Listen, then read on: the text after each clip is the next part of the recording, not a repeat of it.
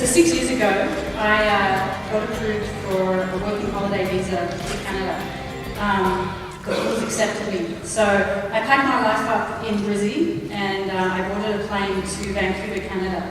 And my intention at the time was to be in Canada for 1 year.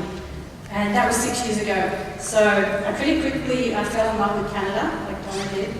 I fell in love with a Canadian, which definitely helped keep me in Canada for as long as I was there. And the icing on the cake was when I landed my dream job heading up the social media team at the Canadian Tourism Commission. So it's been a great 6-year ride. I've only just moved back to Australia. And I have to say, as an Aussie fresh off the plane arriving in Canada, I pretty quickly realised there were some great similarities between the two countries. And what stood out to me the most was our two countries have an absolute shared passion and obsession with sport. And I thought it was interesting yesterday. I was one of those crazy people that jumped out of the plane. And I was with a bunch of other people from international markets. And I think it was Emmanuelle from Tourism Montreal. She commented, she can't believe on TV how much sport is on in Australia. And I'm thinking, like, are you crazy? Arriving in Canada, the only thing that you can find on TV is this, is hockey. So, you know, we have similarities in sport, but the big difference that stood out was the type of sport. And for a long time I called this ice hockey and got looked at like I was a complete idiot, because in Canada this is so fundamental to their being. This is just simply called hockey. And when I was thinking about this presentation, I was thinking, how should I kick it off? You know, I'm an Aussie that's been living in Canada, that's come back to Australia to speak about our work in Canada. I thought I had to do a sporting reference, so not the hockey slide. And I just wondered if anyone knows what this photo, what moment this photo is of. Yeah?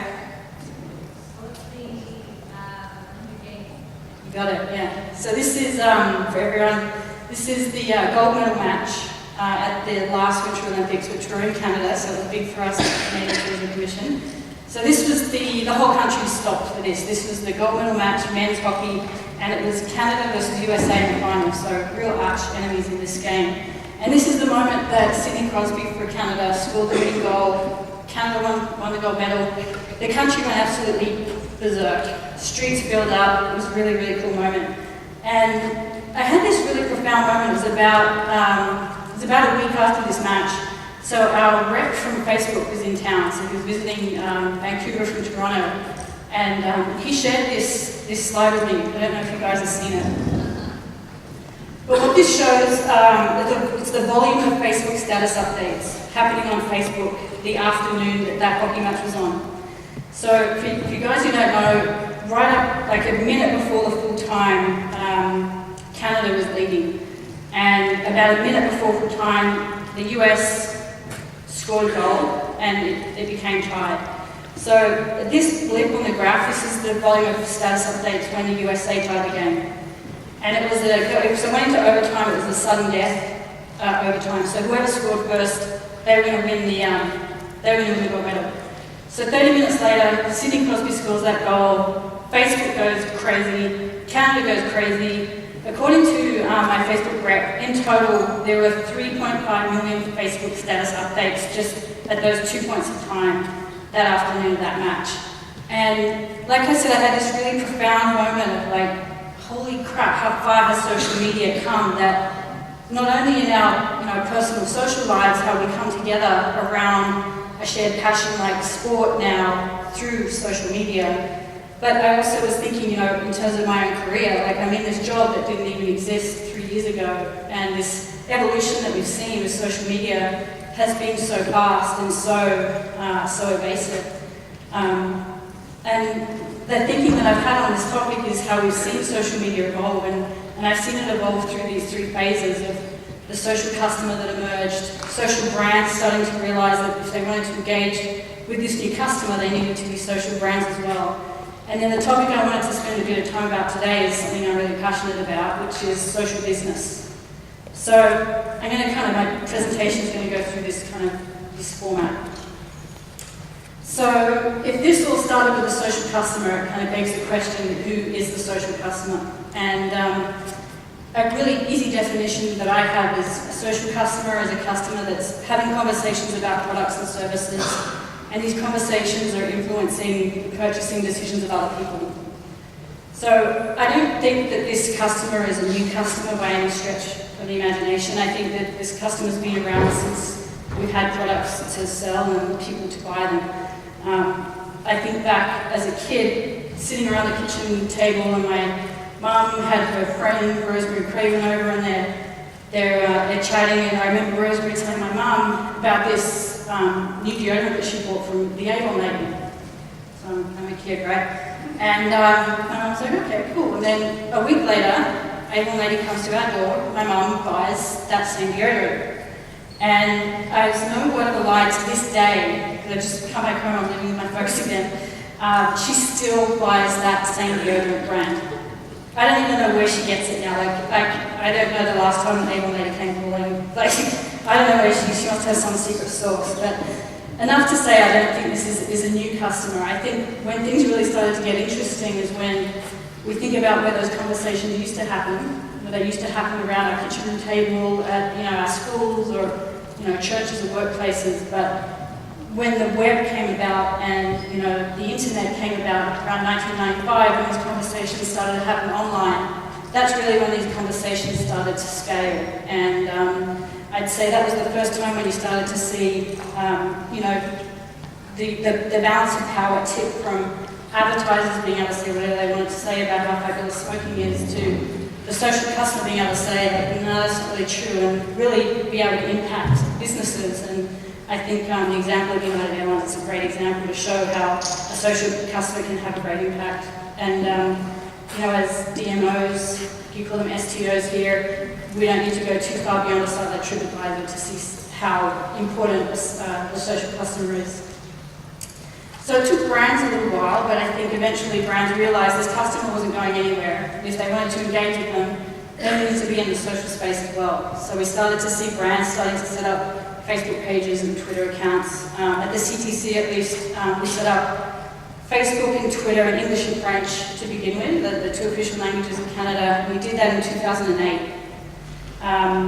In 2010, they created the social media team, which is what I've been in for the last 3 years. And we have made great strides in the social media marketing we've been doing. When we started, it was pretty terrible. We were, cultivating some pretty boring videos and getting, maybe 5 likes on a video on Facebook. And today, I think about our last program where we curated from Canadians video content to create the TV commercial that we're going to use for our destination. So, I'm super proud of the really innovative social media marketing that we're doing, engaging with consumers, being really open and collaborative. But when I kind of came up for air after about a year in the job and I looked internally at the CTC, I kind of realized that we weren't necessarily behaving internally as an organisation the same way that we're behaving externally as a marketing agency, doing this really cool, innovative social marketing, being really open and collaborative and using social media and social tools. So I started doing a lot of reading on this topic of social business. And basically, again, a pretty quick definition, a social business is more than just a company that has a Facebook page or a Twitter account. Social business is about leveraging social media and social tools internally, empowering your staff and letting them collaborate and innovate together. And like I said, this has been a pretty big topic in North America for a couple of years. It's been a real passion of mine. It's not in my job description anyway. My job description was very much about marketing. But, I realised this is something I really wanted to champion and try and see the CTC embrace and move forward. So what I wanted to do today was just spend a little bit of time taking you through some of the key learnings that I've had as I tried to bring this into the Canadian Tourism Commission, share with you some of the challenges, because it's been the most rewarding work that I've done, and it's by far been the most challenging work that I've done, and just share with you as well some of the changes that we've seen in the organisation. The reason I think this is really important is because, like probably a lot of you guys, we do international marketing. We're dealing with 11 different offices around the world, 11 different time zones. We have people that represent us with, GSA, general sales agents. We have our own staff, and the need to really collaborate and be aware of what each other are working on is really important, and I think also leads to a lot of savings and business efficiencies. So I think using social media and social tools to help break down those silos is a huge opportunity that we all have. So like I said, I'm going to take you through some of the learnings, and the first learning that I would have is that it's been great. This has been an interest of mine and a passion of mine. And there's a colleague that I work with named Matt. He's also really passionate about this. He does a lot of reading. And what we quickly realized is if we were going to get anywhere with this idea is we really needed to get other people in with us. We couldn't sort of champion this on our own. So the first learning that I had is that cross-organisational support and getting people on board is really crucial. And in the reading that I did about this topic, one of the first things that is suggested is to set up, it's got a pretty crazy, intense name, but they call it a social media centre of excellence team. So that's sort of one of the things that they recommend doing. And so that's what we did. We set this group up about a year and a half ago. And basically it's just a group of people that come together at the CTC. Most of us don't have social media in our job descriptions at all. We've got people from HR, people from IT, people from finance, just people that are genuinely interested and have a passion in social media. We also wanted to make sure we included people from our international offices, because at the end of the day we're trying to open up communication and collaboration with those offices. It was a tip, really essential to have someone from HR and IT. I think when I spoke about some of those challenges, I'd say they were the two departments that it kind of rubbed up against the most, this way of thinking. And I'll get into that a little bit later. And at the end of the day, we come together, we usually meet once a month, we share what projects we're working on. And the idea is that each person on that team can go back to their own teams, share what we're working on, share learnings, share best practices, and really be that champion so that at the end of the day, I felt like when I started, I was getting invited to every single meeting for CTC because social media was really going across, so many departments. So trying to just make that a little bit more doable to have the people in the organisation who are coming up to speed and can speak to this and feel comfortable with it as well. The second learning I had is that it was great to have that support across the company, but if I didn't get support from our leadership, this wasn't going to go anywhere either. So I really had to do lots of business cases on what this idea of social business was about and what were the business benefits. At the end of the day, no one's going to agree to start changing in this way if you can't actually articulate what some of the benefits are to what our mission is, which is increasing tourism export revenue for Canada. And it's, this kind of thinking it's a marathon, it's not a sprint. So it is a bit of a hard thing to really say, we do this, so immediately going to tell you that we've got more travellers coming into Canada. So it's been a slow process, but I spent some time with our CEO, Michelle McKenzie. She's awesome.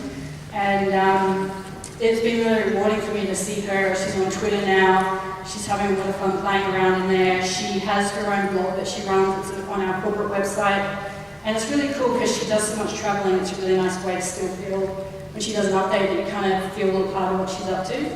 And I was telling Donna before, it kind of freaked me out about a month before I left to come to Australia.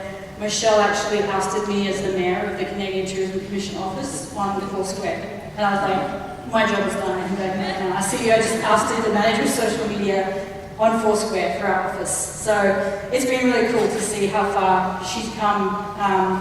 And the cool thing about that is all of the rest of our senior management committee, they all look to her. So she's sort of setting this example of just playing around and trying out this space. It's sort of opened up the pathway for those guys to also support it. The third learning, and the social media security really spoke to this, is to ensure that you've got your governance and your processes in place. This was really crucial to get that leadership support. What I learned pretty quickly was, from our board of directors, that this is the thing that really keeps them up at night, is the risk piece. You know, if we allow our employees to be tweeting on behalf of the company, what if they say something that is inappropriate? And at the end of the day, we're a government agency, so you need to still make sure that you've got your, your social media guidelines drawn up, that you've got your moderation policy in place. I really wanted to share what we're measuring in social media and make sure that everyone can access that and see them and see how we're tracking. Our social media guidelines, if anyone doesn't have them, we put ours up on our corporate website, so anyone in the industry can go and check them out, you can copy them, take them. Was the whole idea of putting these out there. The next thing I suggest is there's some really great technology out there to help facilitate collaboration, especially if you, like us, and you work with a lot of different countries around the world. And one of the things we sort of got approval to trial as a part of the social business piece was to trial Yammer, which is it's an enterprise social network, so it's a lot like Facebook, but it's for organisations.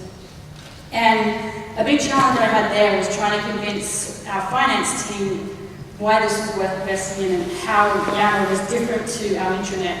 So we have an intranet that is great at CTC, but it really is, it's a vehicle for our corporation to communicate to the employees. It's not a place where the employee can initiate a conversation or ask a question, or they can't, update or share a cool article that they just read of what Tourism Australia is doing, or to share on this project that they're working on. So we started using Yammer, and some of the immediate feedback from some of our officers was, that they've never felt more connected to what was happening at headquarters. People were, I think our PR rep in Germany had just run a media fan. She was trying to think of like a fun idea of how she should invite the journalists, and she just did this update on Yammer that she'd done this program, and so she did. Here's the invitation she used. PR people, it's all about the invitation, and then our PR rep in France was like, oh, I was just briefed into our agency that I wanted to come up with a good idea for the same media, event I'm trying to do in France. Instead, cancel the work to the ad agency, and can you just send me the working files for that invitation you did? So, examples like that are showing that back to senior management to show that this is actually saving us money when we actually are talking to each other and sharing what we're all working on. The Skype piece is kind of hilarious. I don't know if you guys have come up against this, but for ages, IT would not let us use Skype because the world would break down and the CTC would just be infested with viruses. So, it was an upside of the horribleness of what happened in Japan with the earthquake was that the phone lines in Japan went down, and the only way our CEO could contact our Japan office was through Skype. So we can now use Skype, which is kind of cool. So you've got to take the little wins as they come. The fifth learning point is just around, you've got all those things in place. You've got your organisational support, you've got your leadership support, you've got your governance in place, you're playing with some technology to help. It really now comes down to empowering employees, and I think when you do that, you can actually start to see some pretty neat ideas come out. And it's really now about just trialling and trying things out, iterating, making mistakes, learning from the mistakes, trying things again. So some of the things that we've done, this was how our Twitter account worked for a long time. It really makes me want to go to Canada, like super inspiring. Not. So, with this whole embracing and empowering employees, we've shifted things around, and this is sort of how our Twitter page looks now. You can see on the left-hand side there, these are all of our photos of us with our name, a little bit about ourselves and what we're interested in. And we run this account as a shared account where we, sign up with our initials, and this has really been about empowering our employees, making sure they feel confident, they've got the guidelines, they kind of know what the guardrails are for being an employee. When I was checking out, do you guys know the Everman Trust Barometer? It's a PR company that do a survey every year looking at trust, the issue of trust, and seeing who people today trust when crises happen. They put it out each year. And this year what came back was, previously it's been the CEO that people trust. It there have been all these sort of, challenges with CEOs doing really dodgy things, that the CEO now is at the bottom of the list, and who people trust most is a peer. It's just, your everyday colleague. So, if you have a crisis happening in your organisation, don't bring a CEO out as the learning. Bring out a person from that department that issue has come up around, because that's who people are going to believe. And that's really been what's behind us sort of breaking down our Twitter presence and really putting us as individuals front and centre, because people trust people more than they do the corporate voice. Okay, this one is kind of embarrassing, a bit cheesy, but I think it's an important one. I mentioned that HR was a department that we had to kind of convince a little bit and bring on board with us in this. I think when you start evolving and trying to break down silos in your organisation and flatten things out, it can rub people up the wrong way, and sometimes people can feel a little bit threatened. And I just wanted to point out, can you guys see in the middle of the blue box where it says Bravo? So, it's cheesy, I know, but this is our intranet, and what this is now any person at the CTC can tell someone else that they've done a good job in something. This was a bit of a fight to just kind of be able to do that, because sometimes some people were feeling like only your manager could tell someone they did a good job, or only HR kind of had the approval to do that. So now I saw this as like a little mini win that anyone could go in and say, hey, Kate, nice job with that PowerPoint presentation, you're rad. And so this is sort of starting to change some of the culture in the organisation. This is an idea that came out, and this came out from the Social Media Centre of Excellence meeting that we have. So at the CTC we have a huge department that does research. I'm sure a lot of you guys do as well. Visitor arrival numbers, comparing the visitor arrival and spend and length of stay from each of our 11 markets. And we do these really awesome, very, very thorough research reports. We call them tourism snapshots. And out of this meeting that we had, someone in our finance department suggested, they're really cool, why don't you turn one of them into an infographic and tweak that out? I was like, oh, that's a really, really cool idea. So we briefed that into someone that works in our publishing department, like our creative services department. And this is what she came back with. We tweeted this out. You can see at the top there, we just posted our first infographic. Tell us what you think, don't be shy. So, as well, asking for feedback, asking for input if we could do it better next time. And we got some great feedback. We got a lot of props, kudos, really innovative. You can see there from Excitable, he had a suggestion for us. Looks great, might we need to see the top 10 destinations in Canada. So we're actually getting people engaging with us in our research. And after we put this out, our downloads of our research has really, our numbers have improved, have increased.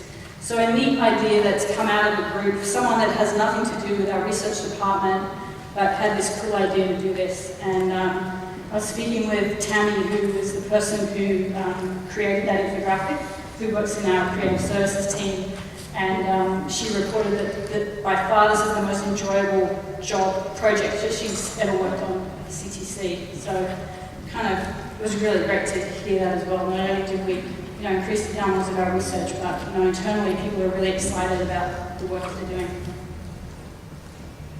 And this is kind of the latest thing. Have you guys seen that really trashy addictive TV show Wife Swap, where they switch the wives to the different families? So we just announced that we're going to do a job swap at the CTC, where our social media department is within the media relations and PR department, so under communications.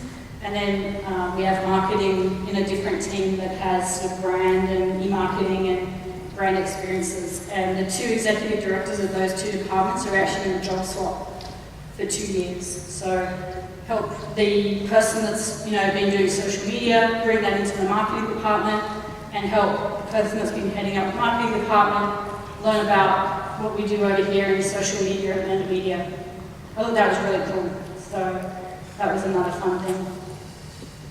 So the final thing I learned over this little journey of trying to bring social media into our organisation is that our work that we do in social media, the jobs that we have in the social media departments, is really more important than ever.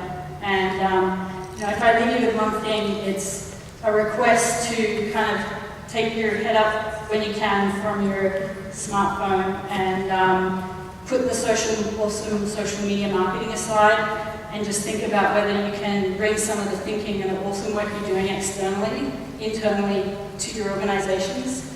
I think that if we all do that, we're going to really start creating the collaborative, really fun, really open workplaces that I know I want to work. So that's all I got. Thank you.